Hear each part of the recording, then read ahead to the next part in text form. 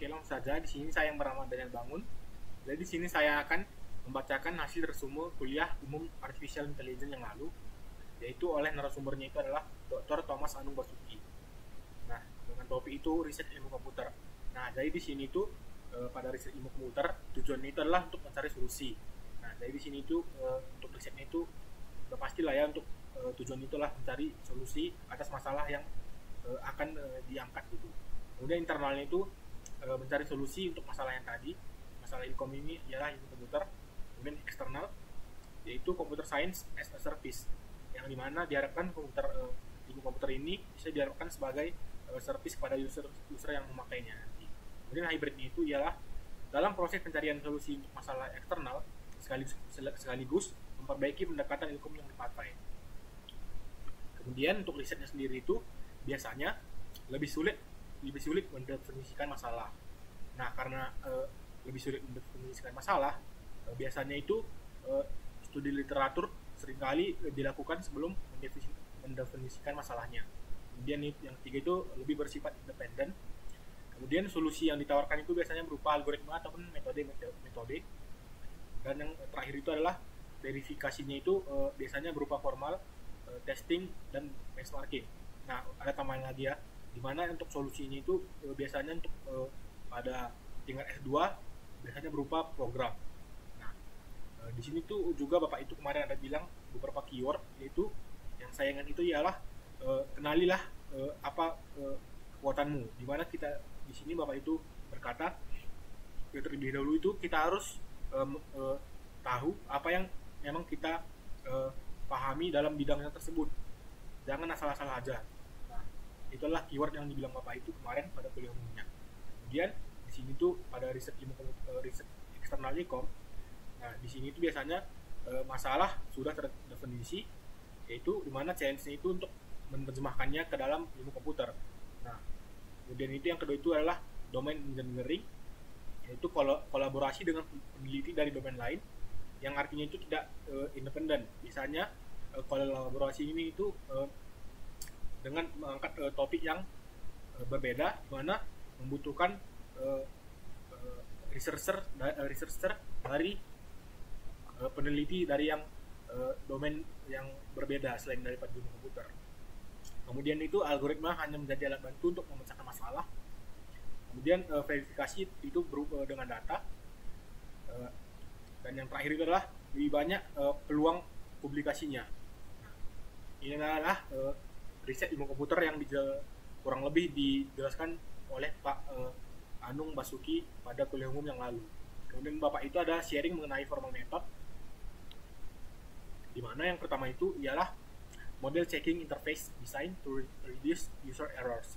Nah, di sini itu Bapak itu ada berbicara mengenai yang namanya itu adalah post completion error, di mana user itu cenderung lupa kalau goalnya itu sudah tercapai sebelum berinteraksi dengan mesin. Nah, contohnya itu seperti fotokopi, di mana ketika usernya ini ingin fotokopi, ketika kertasnya udah keluar nih, udah tercapai goalnya, kertas aslinya itu lupa dibawa, yang dimana yang kertas aslinya itu yang masih ditutup. Nah, seringkali usernya itu lupa membawa kertasnya itu, maka inilah salah satu contoh dari post completion error. Ataupun salah satunya lagi kemarin kalau nggak salah Bapak itu bilang ada mesin ATM, di mana usernya itu lupa untuk mengambil kartu ATM-nya setelah selesai mengambil uang misalnya.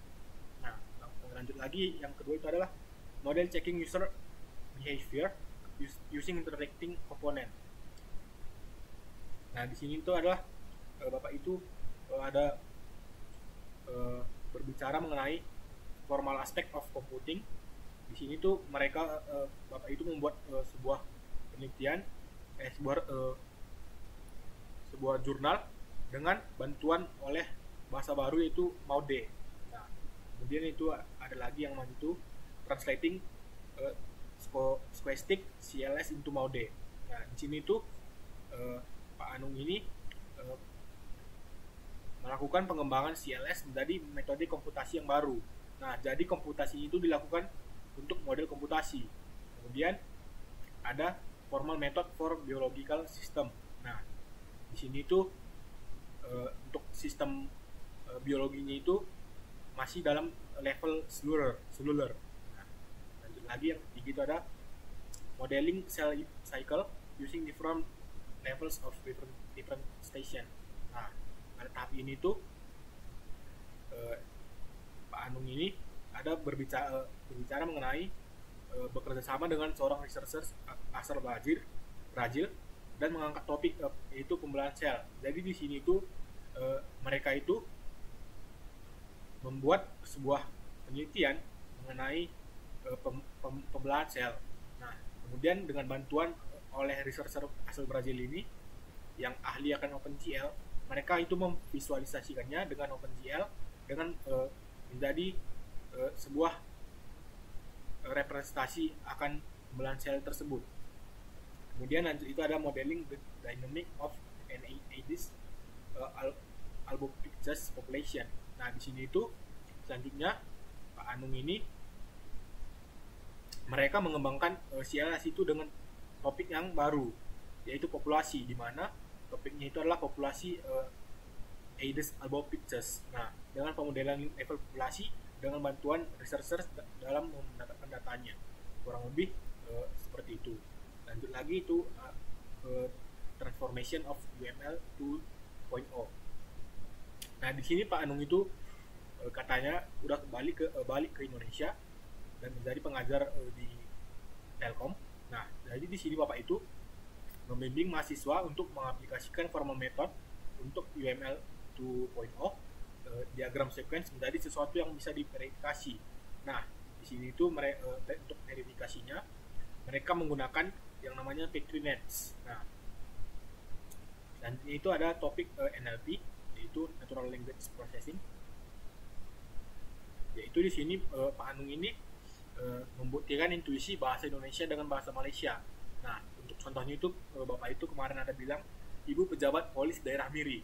Nah, di sini artinya itu berbeda di dua bahasa Indonesia, yaitu dengan bahasa Malaysia, di mana untuk di bahasa Indonesia ini Ibu pejabat ini sudah seperti adalah seorang pejabat. Nah, tapi di Malaysia ibu ini berarti ibu kota gitu, kemudian pejabat ini berarti seorang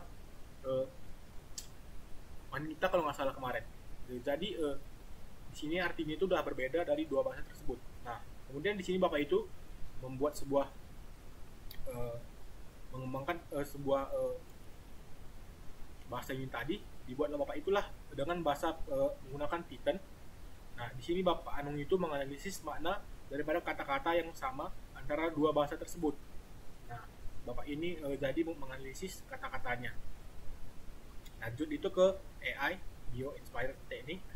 Nah, untuk yang pertama itu ada Asynchronous Island Model Genetic Algorithm for University Course Timetable. Nah, jadi Bapak itu di sini membimbing mahasiswa S2 Telkom untuk upaya mengatasi lokal optimum dengan memodelkan populasi di pulau yang berbeda-beda. Dan itu yang kedua itu ada performance enhancement of back propagation algorithm using momentum and learning rate with a case study on fingerprint recognition. Nah, ini adalah jurnal kedua yang mereka buat. Selanjutnya ada deep learning mobile app based microscopic live imaging disease classification with Azure Cloud Computing Service. Nah, untuk ini sendiri itu dipublikasikan pada tahun 2021. Jadi di sini itu mereka mendiagnosis penyakit pada pohon karet dengan Azure Cloud. Nah, tapi di sini Pak Anung itu katanya dia lebih ke arah mobile app-nya karena dia kurang mengerti akan biologikalnya. Nah, jadi Bapak itu lebih ke arah mobile app-nya. Dan itu ada yang terakhir itu adalah a novel global MPPT technique using improved PSFV algorithm for PP system under partial shading condition. Nah, jadi di sini itu Bapak itu menggunakan teknik-teknik searching, kemudian dia menggabungkan teknik PSO dan Fireworks algorithm untuk dalam jurnalnya. Kurang lebih inilah beberapa hal yang telah Bapak itu sampaikan pada kuliah umum lalu. Kurang lebih inilah yang bisa saya sampaikan. Jika ada kesalahan kata, saya mohon maaf. Sekian dan terima kasih.